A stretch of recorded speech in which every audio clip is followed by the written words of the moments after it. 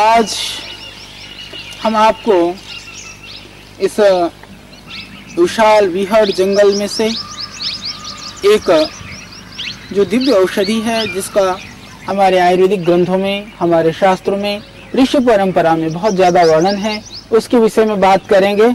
इसको हम बोलते हैं वासा या अड़ूसा। वासा में यह सफ़ेद वासा है, इसको अड़ूसा बोला जाता है। आयुर्वेद के अंदर बहुत ही ज़्यादा इसके संदर्भ में वर्णन किया गया है।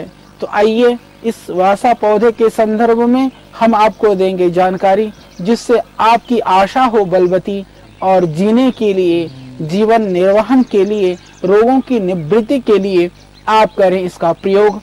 तो हम प्रारंभ करते हैं। देखिए, जिनको लंग्स फाइब्रोसिस की शिकायत है, उन लोगों के लिए भी ये वासा अमृत है। फेफड़ों की कोई भी रोग के लिए, श्वास की बीमारी के लिए, स्वर तंत्र के लिए, तो यदि ताजा रस मिले तो ये पौधे आप देख रहे हैं, जब इसके फूल खिलते हैं ये कितना सुंदर लगता है। तो इस समय आप इसको घर में भी लगाएंगे, शहरों में या गांव में भी, तो आप देखेंगे कितना सुंदर यह पौधा लगता है, हरा भरा 12 महीना। हालांकि सर्दी के समय पर इसके कुछ थोड़े से पत्ते मुरझा जाते हैं, बाकी 12 महीना हरा भरा रहता है। तो घर में आप इसको लगा सकते हैं। घर में लगाने से आप ताजे पत्तियों का स्वरस का भी सेवन कर सकते हैं। जो मेरे भाई बहन हमारे देश के जो ग्रामीण क्षेत्रों में रहते हैं, वो जंगल से या अपने खेत आंगन के आसपास से भी ला करके इसका प्रयोग कर सकते हैं। तो हम बात कर रहे थे कि अस्थमा के लिए, जिनको भयानक श्वास की बीमारी है, उन लोगों के लिए भी यह बहुत ही कारगर है। तो श्वास की यदि आपको बीमारी है तो आपको क्या करना है कि जैसे मैंने कहा, ताजा रस से यदि आप पिए तो बहुत ही उत्तम है। यदि नहीं मिले तो इसका, जैसे कि मैंने कहा, पंचांग आप समझ गए होंगे। इसकी मूल की छाल, इसकी तना, इसकी पत्तियां, इसके फूल और इसके बाद में इसी में ही फल आने लगता है। तो जितने भी द्रव्य मिल जाए, छोटे छोटे टुकड़े करके काट करके इसको छाया में सुखा दें। छाया में सुखाने के बाद में शीशी में भर के रख लें। लगभग 10-15 ग्राम वासा के क्वाथ को लगभग 400 ग्राम पानी में आप उबालें।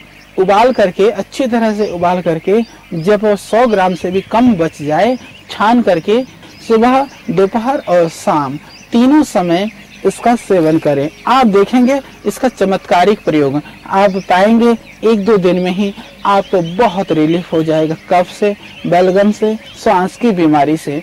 तो इसलिए शास्त्र में इस अड़ूसे को श्वास के लिए एक अचूक रामबाण औषधि माना गया है। इसीलिए कि रक्त पित्त क्षय काशी किमर्थम अवसीदति।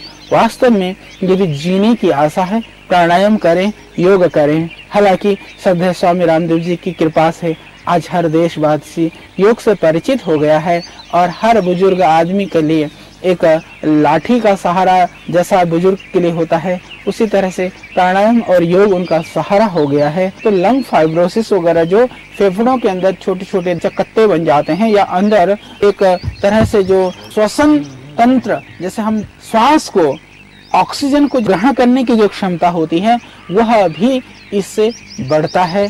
तो यदि वासे का काढ़ा पीते हैं, कई लोग ऐसे भी हमें मिलते हैं, वो कहते हैं कि सुबह प्राणायाम करने बैठो तो श्वास लंबा गहरा लिया ही नहीं जाता है, गहरा श्वास आप नहीं ले पा रहे हैं। उस स्थिति में भी यदि आप इस वासे का काढ़ा पीते हैं तो आप देखेंगे कि आप लंबा और गहरा श्वास ले पाएंगे, और उससे आप देखेंगे कि आपकी जो फेफड़े की शक्ति है वह कई गुनी बढ़ चुकी होगी। जैसे कि हमने आपको बताया कि फेफड़ों के रोगों के लिए, कफ की बीमारी के लिए भी यदि इसका पंचांग का काढ़ा बना करके आप पीते हैं तो बहुत ही लाभकारी है।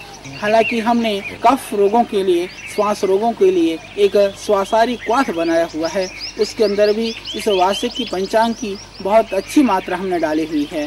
तो हो सके तो ताज़ा प्रयोग करें, हो सके तो जंगल से ला करके इस वासे को काट करके टुकड़े करके रखें, उसका काढ़ा बना करके आप पिएं। यदि संभव नहीं है तो बने बनाए औषधि के रूप में कम से कम श्वास और कफ रोगों के लिए आप श्वासारी कफ के रूप में, श्वासारी क्वाथ के रूप में, कफ और आपके एलर्जिक प्रॉब्लम के लिए, उसको निवारण के लिए आप उसका कर सकते हैं प्रयोग।